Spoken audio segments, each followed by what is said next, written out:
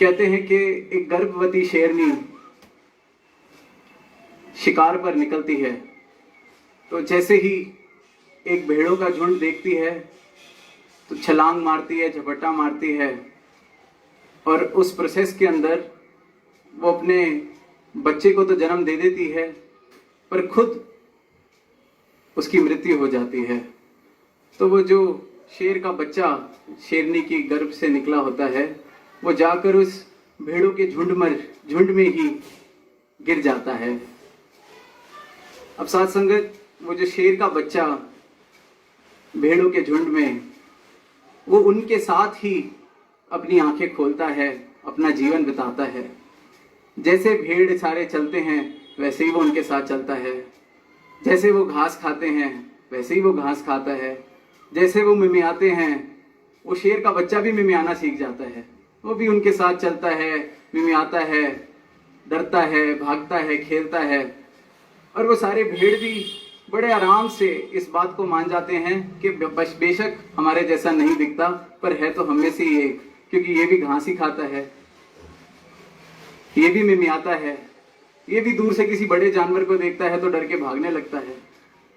अब वो बहुत ही कमाल का तालमेल उन दोनों का आपस में बन गया, उस झुंड का, उस शेर का। तो एक दिन वो झुंड, उसमें वो शेर का बच्चा अब जो थोड़ा बड़ा हो गया, एक विस्तारित रूप उसने ले लिया, पूरे एक शेर का सुंदर विराट पर चलता भेड़ की तरह ही है, मिमियाता भेड़ की तरह ही है। तो वो झुंड एक जगह जा रहा था तो कहते हैं एक बूढ़े शेर ने उस झुंड को जाते हुए देखा। बूढ़े शेर को भूख लगी थी, वो भागता है इस झुंड की तरफ शिकार के लिए और सारे का सारा झुंड, जैसे ही हमने फिल्मों में, टीवी में देखा है कि कैसे जब शेर शिकार करने निकलता है तो भेड़ बकरियां किस तरह भागती हैं अपने आप को बचाने के लिए, वो पूरे का पूरा झुंड भागने लगता है। और उस झुंड के साथ साथ वो तगड़ा विराट शेर का बच्चा जो मेमनों के साथ बड़ा हुआ है वो भी दौड़ता है उस बूढ़े शेर को देख के। और साथ संगत वो जो बूढ़ा शेर है जब वो ये दृश्य देखता है वो अपनी भूख को भूल जाता है। वो कहता है ये हो क्या रहा है। तो वो क्या करता है कि वो भेड़ों को छोड़ के उस शेर के बच्चे के पीछे ही भागने लगता है और वो भागता है और जब शेर का बच्चा ये देख रहा है वो और तेज भागने लगता है, डरने लगता है। अब फाइनली वो बूढ़ा शेर उसको पकड़ लेता है, पहुंच जाता है उस तक और उसको दबोच के लिटाता है।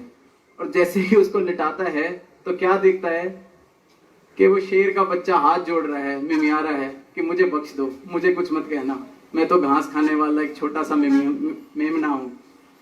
अब वो बूढ़ा शेर और परेशान होकर कहता है कि तू 2 मिनट चुप हो जा। वो कहता है तू 2 मिनट चुप हो जा और फिर उसको घसीटता है तो पास में एक तालाब होता है, तालाब तक लेके जाता है, कहता है देख नीचे। वो देखता है, अब वो जो विराट शेर जो सालों साल से एक मेमने की तरह जी रहा है वो देखता है अपना चेहरा पहली बार और साथ खड़ा देखता है इस बूढ़े शेर को। और साथ संगत 1 मिनट नहीं लगता कि वो जो मिमिया रहा था 2-4 मिनट पहले तक वो गुर्राने लगता है, गरजने लगता है।